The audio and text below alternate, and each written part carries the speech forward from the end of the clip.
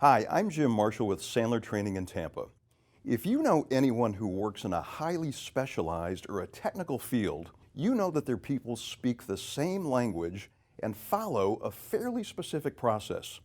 Accountants follow rules and guidelines to file a tax return. Archaeologists and engineers adhere to proven metrics and methodologies. Marketers have ways to measure the success of a new campaign.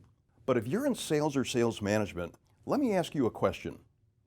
What is the specific step-by-step process that you use to find and close new clients and customers? Do you and your team have a tried and true methodology for identifying and closing new business?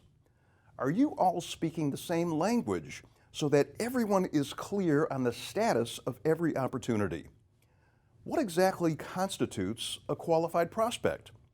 And if one of your reps says a pending deal looks good, what does that mean? Here's an exercise.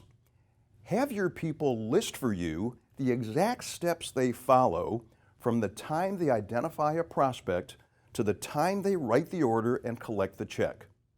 Then compare the lists. Are they similar? Is there a wide disparity among the people on your team? Unless your people have been well trained to follow your specific process, chances are they will all have their own homegrown sales approach, and you'll have a hard time gauging results and forecasting revenue for your business. Take the time to identify and write down your step-by-step sales process. Get input from your sales team.